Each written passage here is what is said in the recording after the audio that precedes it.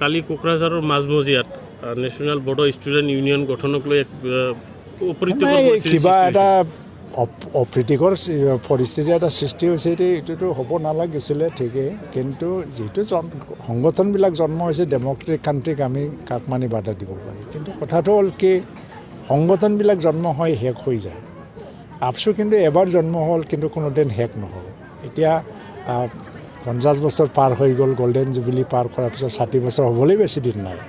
কাৰণ এটা সংগঠন জীয়াই থাকিবৰ কাৰণে এটা ডেডিকেশ্যন লাগে, কমিটমেণ্ট লাগে আৰু ছেক্ৰিফাইচ লাগে। আপচুত জন্মৰ পৰা ছেক্ৰিফাইচৰ যিটো মাত্ৰা সমাজত ই বহুত বেছি, এইটো কোনেও চেলেঞ্জ কৰিব নোৱাৰে। আৰু নতুন সংগঠনবোৰে নিজক যদি প্ৰমাণ কৰিব নোৱাৰে মানে যে তেওঁলোকে ছেক্ৰিফাইচো কৰিবলৈ আহিছে, অকল কথা ক'বলৈ নহয় বা কিবা মানে সংগঠনৰ নামত সংগঠন চলাবলৈও নহয়, বা অফিচ কাছাৰী কিবা অফিচ টফিচ বনাই ইয়াত বহি পেলাই সংগঠন চলাই থাকিব, সেইটোও নহয়। সংগঠনবিলাকে নিজকে যদি প্ৰমাণ কৰিব পাৰে যে সমাজৰ কাৰণে তেওঁলোকে ত্যাগ কৰিবৰ কাৰণেও মানে প্ৰস্তুত, ত্যাগো কৰিব পাৰে, কিমান ত্যাগ কৰিব পাৰে। আপচুত ত্যাগৰ কোনো সীমা নাই, আপচুত চেলেঞ্জ কোনেও হ'ব নোৱাৰে। আৰু এই আপচুক মানে কেইজনমান ছাত্ৰসকলে জীয়াই ৰখা নাই, আপচুক জীয়াই ৰাখিছে জনসাধাৰণে। এমুঠি চাউল ধুলি হ'লেও আপচুক মানে প্ৰতিষ্ঠা কৰিছিলে, খোৱা বোৱা শাক চব্জি পাচলিৰ পৰা আৰম্ভ কৰি। আৰু এই আপচুৰ লগত জাতীয় সংগঠনবোৰৰ ইতিহাস জড়িত আছে, তাত হাজাৰ হাজাৰ মানুহ শ্বহীদ হৈ গ'ল। তো আপচুৰ চেলেঞ্জত কোনো সংগঠন সৃষ্টি থাকিব নোৱাৰিব। কালি শ্ৰীনগৰ মানে জয়ন্ত দেৱনাথক ৰাজপথত বুৰবুৰ হৈ আক্ৰমণ কৰি হয়, এইটো দেখি পেলাই মই যোৱা দেখিছোঁ। হয়, আজি মই DC আৰু SP লগতো কথাটো পাতিলোঁ যে যিটো দোষী ব্যক্তি পুলিচ বিষয়া তাৰ এগেইনষ্টত ব্যৱস্থা একশ্যনটো ল'ব লাগে। তেওঁলোকে অলৰেডি এটা প্ৰিলিমিনাৰী ডিছকাশ্যন মানে কি ইনভেষ্টিগেশ্যনটো আৰম্ভ কৰিছে। আৰু পুলিচ বিভাগৰ পৰা এই যি মানে ব্যক্তিয়ে এই ঘটনাটো এই কাণ্ডটো কৰিলে কি কৰিছিল তদন্তটো ওলাই আহিবই, কিন্তু চকচ নটিচ অলৰেডি SP চাহাবে দিয়া বুলি মোক জনাইছে। অকল এইটো বুলি নহয় যে মানে যিটো তদন্ত কৰা হ'ল, তদন্তৰ পিছত যিটো এইটোতো আৰু লুকাই ৰখাৰ প্ৰশ্ন নাই, ইয়াত ভিজুৱেলি আহিছে, ভিডিঅ'ত আহিছে। তো সি কোনোবাই সাংবাদিকক, ইমান জ্যেষ্ঠ সাংবাদিকক ঠেলা হেঁচা কৰা ময়ো দেখিছোঁ।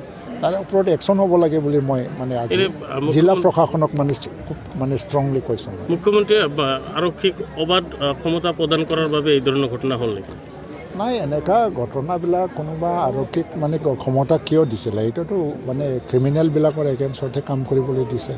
আজিকালি উগ্ৰপন্থী নাই, কিন্তু ক্ৰিমিনেলবিলাকৰ এগেইনষ্টত কিছু পাৱাৰ দিছে, সেইবুলি মিছ ইউজ কৰিবলৈ কাকো ক্ষমতা দিয়া নাই। সমাজ কল্যাণ বিভাগৰ তৰফৰ পৰা দিব্যাংগসকলক বহু সামগ্ৰী বিতৰণ কৰা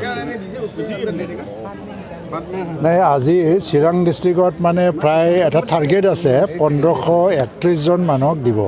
তাৰ এই ভিতৰত যিটো মেটেৰিয়েলছ দিয়া হ'ল, হুইল চেয়াৰৰ পৰা আৰম্ভ কৰি পেলাই ট্ৰাইচাইকেল আৰু যিবিলাক শুনিব নোৱাৰে তাৰ কাৰণে মানে হিয়াৰিং এইডছ দিয়া হৈছে বা লাঠি দিয়া হৈছে, এইটো 5775 মেটেৰিয়েলছ দিয়া হ'ব।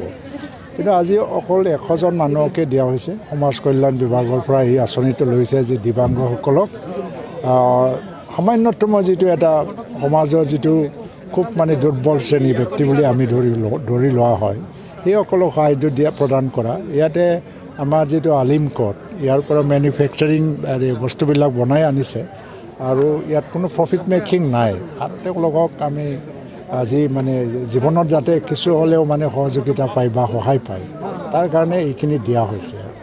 তো আজি ইয়াতে থাকি পেলাই মোৰ এইটো এটা বেলেগ পৰিৱেশ মানে আমাৰ যে এনেকুৱা মানে ফিজিকেলি চেলেঞ্জ ব্যক্তিসকলক লগ পালে তেওঁলোকে জীৱন সংগ্ৰাম কেনেকৈ চলাই লৈ গৈ আছে এইটো কল্পনা কৰিবলৈ ক'ত টান। আমি সাধাৰণ ব্যক্তি, স্বাভাৱিক ব্যক্তিসকলে সকলো থাকিও বহুতখিনি অভিযোগ উত্থাপন কৰোঁ আমি যে জীয়াই থাকিবৰ কাৰণে আমাৰ সুবিধা নাই, টকা পইচা নাই, পঢ়া শুনা ভালকৈ পোৱা নাই।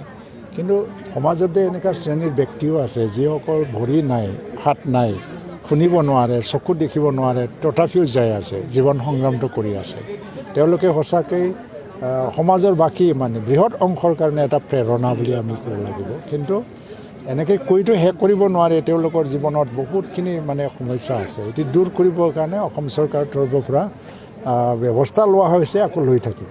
আৰু বহু সংখ্যক দিব্যাংগ লোক আছে যিসকলে নাম পঞ্জীয়ন কৰা নাই সমাজ কল্যাণ বিভাগত, তেওঁলোকে নাজানে সেইসকল লোকৰ বাবে কি সেইটো সমাজ কল্যাণ বিভাগ জিলা পৰ্যায়ত যিসকল আছে এইটো অলপ ছাৰ্ভে কৰিব লাগিব নিজাকৈ আৰু বিধায়কসকল আছে হয়তো আজিৰ পৰা বিধায়কসকলে এই ক্ষেত্ৰত কাম কৰিব যে নিজে নিজে ছাৰ্ভে কৰিব আমাৰ কাউন্সিল আছে ছ'চিয়েল ৱেলফেয়াৰ ডিপাৰ্টমেণ্ট আছে কাউন্সিলত তেওঁলোকৰ পৰাও ছাৰ্ভে কৰিব অকল কোনোবা এজনে আহি পেলাই নিজৰ নাম পঞ্জীয়ন কৰিবলৈ ইচ্ছা কৰিলে পঞ্জীয়ন কৰাটো নকৰি পেলাই আমি মানে আমাৰ তৰফৰ পৰাই প্ৰয়েক্টিভভাৱে ডিপাৰ্টমেণ্টবিলাকে ছাৰ্ভে কৰি উলিয়াব লাগে ইয়াৰ ব্যৱস্থা আমি ল'ব লাগিব আৰু নিশ্চয় মই এই বিষয়টো যেতিয়া মানে ৰাজ্যৰ কেবিনেট হ'ব তেতিয়া ছ'চিয়েল ৱেলফেয়াৰ ডিপাৰ্টমেণ্টৰ মিনিষ্টাৰ অজন্তা বাইদেউৰ লগত কথাটো পাতিম স্যাৰ পলিটিক্যাল এটা কোশ্চেন আছিলে যে ৰাজ্যসভা নিৰ্বাচন সমাগত আৰু দুটা আসন খালী হ'ব এটা আসন বিজেপিয়ে দিব আৰু এটা আসন কাৰ পৰিব BPF-এ ল'ব নে UPPL-এ ল'ব এইটো লৈ পেলাই নাই এইটোতো BPF-এ পোৱাৰ কোনো প্ৰশ্নই নাই এইটো এটা এনেই ওপৰত চলি আছে বাহিৰে BPF-এ ৰাজ্যসভা আসন নাপায় আৰু মই জনাত BPF-এ ৰাজ্যসভা কিয় মানে কোনো মানে আসন দাবীও কৰা নাই আৰু BPF-ৰ তৰফৰ পৰা তেনেকুৱা দাবীও নাই এটা আলোচনা চলি আছে যে 5 বছৰত যিহেতু UPPL-ক এটা চিট দিবই লাগিব ৰাজ্যসভাত সেইটোতো জানা কথা এইবছৰ নিদিলেও অহা বছৰ দিবই লাগিব তেতিয়া এই বছৰত কিয় দিব নোৱাৰে সেইটো এটা আলোচনা চলি আছে দিল্লী পৰ্যায়ত তো দিল্লী হাইকমাণ্ড বিজেপি হাইকমাণ্ডে যদি এইটো এগ্ৰী কৰে তো UPPL-ৰ এটা হৈ যাব BPF-ৰ হোৱাৰ কোনো প্ৰশ্ন নাই UPPL-ৰ কোন হ'ব পাৰে ৰাজ্যসভাৰ পৰা এই সম্পৰ্কে আমি আলোচনা কৰা নাই এইটো একেবাৰে খুব সহজ বিষয় যিকোনো এজনক দিলেই হ'ল ভাল মানুহক বাছ আৰু